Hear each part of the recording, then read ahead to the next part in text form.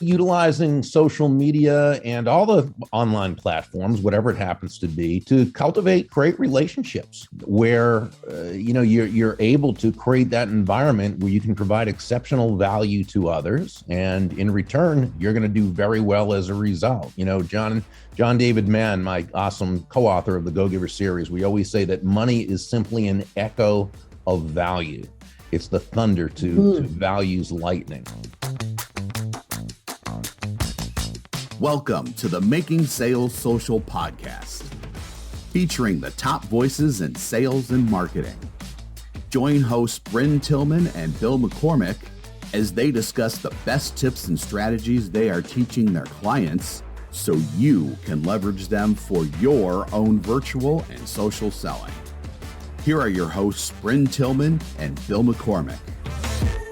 Welcome to Making Sales Social. I'm Bill McCormick. I'm Bryn Tillman. So Bryn, I know you're excited to tell everyone who's joining us today.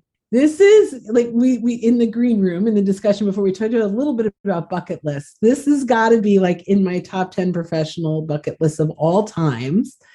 When I started my career in sales, there were a few books that transformed the way I thought of things. One of them, which we'll talk about in a second, was written by this guest that we have today, that not only transformed the way I did business, but the way that we do business as Social Sales Link as well. So Bob Burg is our guest who's joining us. He wrote, and everyone knows him from the most famous sales book, I think, probably in the world, The Go-Giver, which is more than a sales book now. They have a leadership volume and lots of other things, but The Go-Giver, first, in the way that influenced us, is it was really about how these successful people had in their hearts, all they wanted to do was help someone else become successful. That was one of my major takeaways. How each of those givers were detached from what it meant to them, but attached from how they could help someone else. Number two, and I know this is a really long intro, but been working on this, right? Endless referrals, which transformed the way I thought about everything in sales. I started off in an inbound call center and then went into cold calling. And when I read Endless Referrals and I recognized that it was about relationships and leveraging your contacts to grow your business, everything changed in my world. And so I hope that we'll talk about this. Last thing before I introduce Bob, the most famous quote in sales, probably I would say the most famous quote we hear over and over and over again, and we use over and over again, is all things being equal, people do business with people they know, like, and trust. And that, my friends, is a quote from Bob Burg. Bob, welcome to Making Sales Social. Share a little bit about yourself. Bryn, Bill, good morning. Great to be with you. And gosh, there's nothing more to share about myself. That was so very kind of you. What a wonderful introduction. And, the two of you do such a fantastic job. It's just a pleasure to be on here with all of you. Well, thank you. We're so excited. So Bill asks everyone the first question. So Bob, thank you. It is great to have you here. So we ask every guest the same question. Start out, what does making sales social mean to you? Well, I think it's really utilizing social media and all the online platforms, whatever it happens to be, to cultivate great relationships where, you're able to create that environment where you can provide exceptional value to others. And in return, you're going to do very well as a result. John David Mann, my awesome co-author of the Go-Giver series, we always say that money is simply an echo of value. It's the thunder to value's lightning. And, Bryn, as you mentioned, all things being equal, people will do business with and refer business to those people they know, like, and trust. So the key is that it's not that they'll do business with and refer business to those computers they know, like, and trust, but to those human beings who just happen to be utilizing the computer in front of them as a way to connect and create those know, like, and trust relationships. That's amazing. So that quote, along with a lot of the learnings from Endless Referrals, has such an impact I can't even begin to tell you, like, I mean, I shouldn't even say, because the impact I'm sure that you've had. And in everything we teach, we quote this because I think it's absolutely vital that people understand how critical that is. In social selling, we have a little precursor, because one of the things we talk about is in the traditional sales world, you get to know someone by shaking their hand, by meeting them face to face, by going to a chamber of commerce meeting, right? Getting to know someone in the physical world was, pretty easy and pretty frequent. In the digital world, people struggle with the getting to know. And so we have this precursor that we talk about, which is attract, teach, and engage. That's what gets people to know in the digital world. So I'd love to hear a little bit about the know, like, and trust from you, and how you see that playing in the social world, in the digital world. Well, I mean, I think LinkedIn, which, you are the expert in LinkedIn, and so that there are ways to be able to connect with people. And one of the things I love that social media has done, regardless of which platform it is it's allowed us to meet people we otherwise never would have had the opportunity to meet. Okay, then that relationship can be built, and it can be built powerfully. And so I think, when let's say, for instance, we reach out to someone for whatever reason, okay, and I'm not talking about inbound here, which is great to put out information that attracts, of course, absolutely. That's something we do all the time. But just if you are reaching out to someone, how would you do that? Well, it could be a nice comment on their post. It could be sharing their post with a comment before that, sharing the value from that quote and how impressed you are with this person and what they've done and with the principles that they, what have you. It could be when somebody comments on somebody else's post to engage with that person and do so in a very edifying way and do so in a way that adds value to the conversation. It's also moving it offline. It's someone says something very nice about something you've posted, send a personalized handwritten note to that person through this thing called the mail. And it's amazing because you're the only one probably who has done that. And they get a really nice note from you in your personalized note card that says, hey, just wanted to thank you so much for that kind share or that kind quote on my post. Please know how much that meant to me. Best regards. And then put in a number 10 envelope or whatever envelope and put a regular stamp on it and send that out. Wow. Love that. Talk about connecting with someone. But, these are just some of the things we can do. When we, it's making sure that when we connect with someone on LinkedIn and we send an invite, that we know a little bit about them first, and we're able to genuinely and authentically comment about something that we know is of interest to them. So there's all these things we can do to reach out in a way that communicates value right from the start. That's awesome. And that's building that know, like, and trust, right? Absolutely. Just from that communication digitally. Yeah, go ahead, Bill. Well, I was going to say, and Bob, in your definition, saying what making sales social meant to you, you use the word cultivate, and which I immediately go to farming. And the farmer doesn't go put the seed in the soil and come back the next day and look for the harvest, right? It takes time, and it has to be watered, and it has to be fertilized, and then the sun has to do its thing. And I think in today's age, what we're seeing are so many people that are trying to cultivate a relationship like that, and they want that easy button. So I think it's important to point out that these things take time, that we have to have a conversation, that getting to know part of the know, like, and trust is, would you say, and this is my question, do you think that's where the most effort goes into, is in that know part?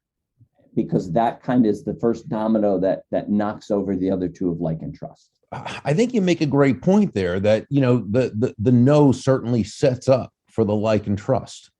And so while I've never really thought of it before as almost like in the rocket ship, it's that first part that gets it to right. And after that, it's the momentum. So, I mean, I think it is the no part that certainly does come first. And then that no turns into like, and the like turns into trust. But yeah, I mean, I think you have a very valid point that, get to have people know you and know them. And you're going to, again, create that context for a lot of the like and trust to follow very closely behind. The neat thing too is this, because you're right. When you approach it in a way that you're cultivating, okay, like a farmer, that is going to result in the most really positive, great, beneficial relationships. But here's the thing. Can it take time? Sure. But does it ever happen quickly? It does, when the timing just happens to be right. But the thing is, approach it, as you said, approach it long term. Yeah, I remember I was about 10 years old once, and I went bowling with a guy who was, I think he was about 16 or so. He was the boyfriend of my babysitter, as I recall. His name was Greg. And this guy was really good, especially you look back, I thought he was like this much older guy, but he was actually 16, so he was just a kid himself. And he was getting strike after strike after strike. And I remember I said, Greg, you are awesome. And he said, thanks. I said, you get like all these strikes? He said, yeah. And I said, you must really practice getting those strikes. He said, no, I never practice getting strikes. I said, what do you mean? He said, no, I practice mastering the spares. He said, master the spares and the strikes will come by themselves. Wow. Now, that's love some pretty that. good Zen wisdom for a 16-year-old, right? That's amazing. But I think it's the same. Yeah, I think it's the same with Bill's point. It's like build for the long term, create, cultivate, nurture, right? But when it's supposed to happen quickly, the strikes will come. It just might be that you meet someone who at that moment has a good connection for you, or has something that they need, or something. You know what I'm saying? So absolutely. It's interesting. Our definition of social selling is about building relationships, providing real value, and being a resource. The sales will come when the time is right. Yeah, I love that. That's actually our definition of social selling. Great definition. Thank you. We appreciate that very much. So we couldn't be more aligned, which I know, because so much of where I am today has been molded from your teaching. So wow. The fact that we're aligned doesn't surprise me too much. It means a lot to me to know that. Thank you. In that way. So absolutely love that. One of the things that we teach, probably that has the highest level of success in the shortest amount of time, is using LinkedIn and your clients and your referral partners to get introductions into stakeholders. Also, very much inspired by endless referrals. So we take a proactive approach to this. So I just throw this out, and then I'd love to hear your thoughts around it, where instead of just saying to our clients who, like yourself, could use our products and services the way you have, we approach it from, I hope you don't mind, but I noticed you're connected to quite a few people that I'd love to get in front of. Can I run these names by you and get your thoughts? So, and what we're doing is we're searching their connections on LinkedIn and building a list that we bring to them. What are your thoughts around doing that? I like it because, there are two different types of referrals. There's a number of different types, but two in this case are what we call active passive. And that is when you ask for referrals, you sort of help them to come up with names. So in other words, it might be, is there someone who's a colleague of yours in this so-and-so, or because again, it's a small group of people, or is there someone we know the person plays golf. Who do you play golf with? And they give you, who do you play in a regular foursome with? And they give you 3 names. Well, boom, it's very easy to come up. Or are you a member of any committee? Well, they are. They're in Lincoln. So I know you're a member of the so-and-so committee.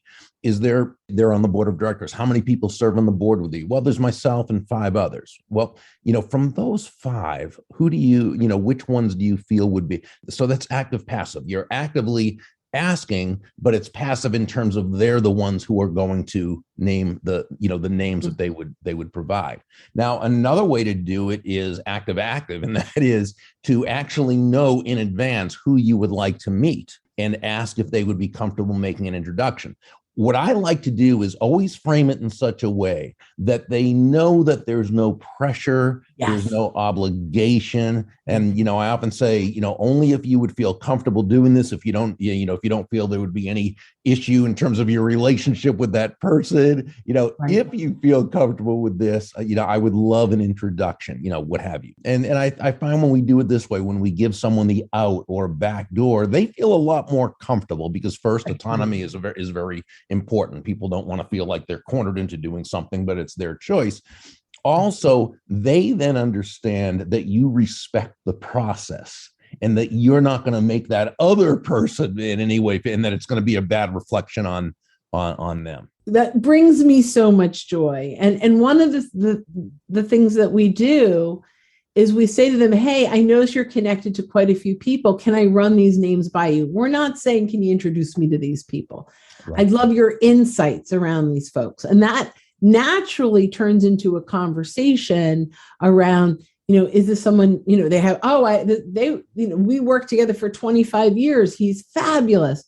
That you could say, would you be open to making an introduction, or would it make sense for me to meet them? Any of those words are great out words or backdoor words. And, again, the bigger the out or backdoor we give someone to take, the less they'll feel the need to take it. So we don't do the out so that they will take it, although they will if they feel they should, which is only right. Okay. Right. But no, we give them the out or back door so that they'll feel so comfortable with us and the process that they won't feel the need to. And that builds the like and trust even more, right? Hands Absolutely. down. And then, of course, when they do refer you some people, to send a personalized handwritten note. Again, just thanking them, letting them know that anyone they refer to you will be treated with the utmost professionalism and so forth and so on. And, when it does turn into a sale, let's say down the road, that you make sure that you send another note and so forth. And I think when we do that and we do these things consistently, that's when these know, like, and trust relationships really become solidified. I love that. One of the things, and I love the note. I love getting a note. But because we teach digital, we say send a personal video. Well, that's fine too. Yeah, and that's great. But it's fun because I have like my notes. I don't throw out my notes. No, people keep them, sure. Yeah, so I love that too. But we often, do you feel like a personalized video thanking them could have almost that same impact? I think different people enjoy different things. And, That's true. and I don't think it's an either or. I think it's an and. I think you can do one or the other, or you could do both, or what have you. But, certainly it's a video is always a nice thing to receive. I tend to, my feeling is there's just, I get more comments about personalized notes than anything else, because I think, again, because we can, utilize technology, more people do that, as opposed to the very few handwritten personalized notes someone gets. Again, though, I don't think it's an either or. I think it's an and. That becomes a differentiator. It really helps you stand out, and it's not something, think about it. How many personal notes do people get? Most of the time, the snail mail, physical mail, is filled with a few things: junk mail and bill. Right. And not this kind of bill, but right. Not the good kind of bill, right? Right. Yeah, I love that. So are you going to bring up permission to name drop, Bryn? I thought about it. Okay, so one of the areas, let's say we have a list of 18 or 20 names, and now our client has identified 6 people on that list that they think we should meet, especially if it's a client. If it's a referral partner and you're making referrals for one another, it's not as difficult to put someone out asking for that introduction. You're making them for them as well. But with a client, 6 names asking to refer, that's a lot of work on their part. So a lot of times we might say, so of these 6, is there anyone on this list you'd feel comfortable introducing me to? And maybe it's 1 or 2, and now we have 4 more. Mm-hmm. So, asking for all 6, I think, is too much. So one of the things that we will say at that point is, I really appreciate your insights. I appreciate the introduction to those 2 people. When I reach out to these other 4, is it okay that I mention that you're my happy client and you thought I should introduce myself, that I might be able to bring value to them as well? And, I would say I'm going to say 100% of the time they say sure at that point, because we've had a whole conversation. And when we reach out, I'll start with, Bob, Bill McCormick and I were chatting the other day. Your name came up in our conversation, and he thought I should reach out and introduce myself. I've worked with him for the last 2 years on this and this. If you're open, let's connect. And then convert that into a conversation that we're assuming because, Bill said we should chat. What are your thoughts on that? Oh, I like it.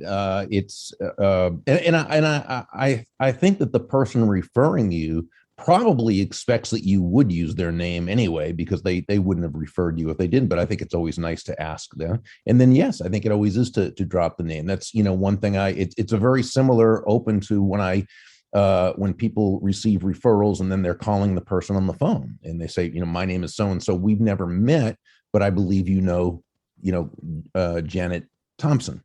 Oh, right. Yeah, great. Yeah. How is she? Oh, great. In fact, I was just with her the other day, or just speaking with her the other day, and your name came up in conversation. Oh, really? Yeah. How? Well, Janet's a very, valued client of mine, and blah, blah, and, blah, blah, blah, blah. And then you go to the rest. So sure. Absolutely. I love it.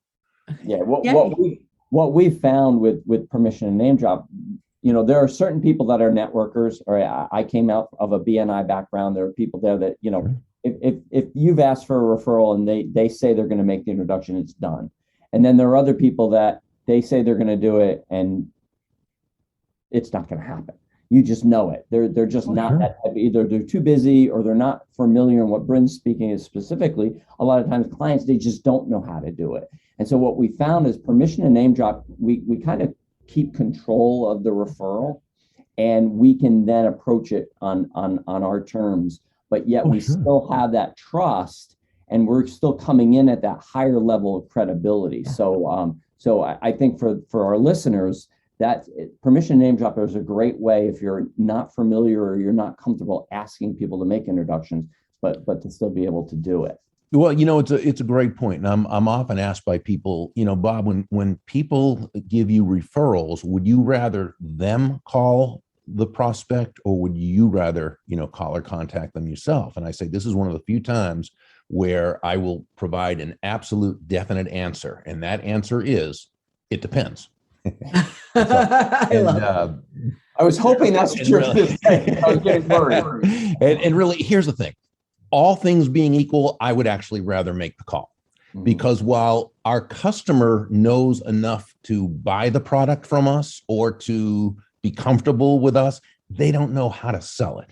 Mm-hmm. So sometimes, when they make the introduction and they mean so well, right? And they say, hey, this person I want to have call you or what have you. I want to set you up with this, introduce you to this person. They have a great problem, and the person says, well, I've heard that blah, blah, blah, and they come up with an objection. Okay, well, this person, this great referral source, they don't know how to answer that objection, right? That's so the brilliant. person says, well, okay, I'll let you know if I want to, right? And then it's over. If you call, now you're in the position to be able to handle that. Now, the one time, though, that I do like that other person to call, the referral source to make the contact, is if they just happen to be such a center of influence, such a well-respected person, right? Mm-hmm. And when they call someone or contact someone to say, there's someone I want you to meet, nothing more needs to be said. Yeah. When you've got someone like that, sure, all day, I would love them to make the call. But really, otherwise, yeah, I agree with the both of you. I want to be, sort of in control of the process, if you will. I love that. So I have one last question that I want to ask before we start to kind of bring this into a close. What is your advice to someone who is newer on digital, and they want to be a go-giver? What would you recommend that either the mindset or the activities that they can do to truly come from a go-giver heart? Well, if we define the term go-giver, it's simply someone who understands that shifting your focus, and this is really the key where it begins, shifting your focus from getting to giving. And when we say giving in this context, we simply mean constantly and consistently providing immense value to others, understanding that doing so is not only a more pleasant way of conducting business, it's the most financially profitable way as well. And by the way, not for any way out there, woo-woo, magical, mystical reasons. No, not at all. It's actually very logical. It's very rational. When you're that person who can take your focus off of yourself and place it on that other person, place it on making their lives better, place it on solving their challenges, place it on discovering what they want, what they need, what they desire. When you're that person who, with an absolute laser focus on bringing them closer to happiness, people feel good about you. They want to get to know you. They like you. They trust you. They want to do business with you. They want to tell others about you. They want to be your personal walking ambassador. So what I would say to a person is, if that sounds like something that would be good for your business, well, then you understand that this is where you want to go. That's the direction you want to go. There's absolutely nothing self-sacrificial about being a go-giver, okay? It's actually, again, the most self-interested way you could do business is to take your focus off of yourself and place it on bringing immense value to the other person. Remember, and I used to say this at every sales conference where I spoke, nobody's going to buy from you because you have a quota to meet. Oh, I love that. Right. They're not going to buy from you because you need the money. And they're not even going to buy from you because you're a really nice person. They're going to buy from you because they believe that they will be better off by doing so than by not doing so. So if you really want to create what we call that benevolent context for success, then take your focus off yourself and place it on them. I love that. One of our major, Bill's like mic drop, right? One of the things that we talk about all the time is detach from what your prospect is worth to you and attach to what you are worth to that prospect. I think, again, another alignment. You are brilliant. Oh, I've got a whole page of notes. I'm going to go back. I'm lucky because I get access to recording. I'm going to go back and keep watching this. Thank you. So, but Bob, thank you. So good. We could have gone for another half hour, but we're running out of time. So if you could just leave everyone with some information, how they can connect with you, stay in touch with you, and find you. Sure. My website's Burg, BURG.com, where you can scroll down and get a chapter or excerpt of any of the books to see if you like them before clicking through, if you choose to do so. We also have our Go-Giver Success Alliance. So when you scroll down to what looks like Rachel's Famous Coffee shop, you can click on that and see if that's something you'd find of interest as well. Hey, Bill and Bryn, just absolutely fantastic to be with y'all. And I just, thank you so much. What an honor.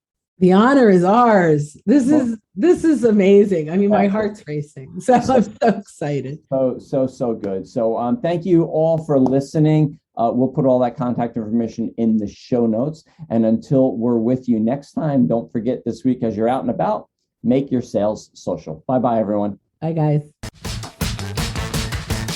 Thanks for listening, and join us again for more special guest instructors bringing you marketing, sales training, and social selling strategies that will set you apart. Don't forget to subscribe to get the latest episodes from the Making Sales Social podcast. Leave a review down below. Tell us what you think, what you learned, and what you want to hear from us next. You can also listen to us on Apple Podcasts, Spotify, Stitcher, and Google Play. Visit our website, socialsaleslink.com, for more information.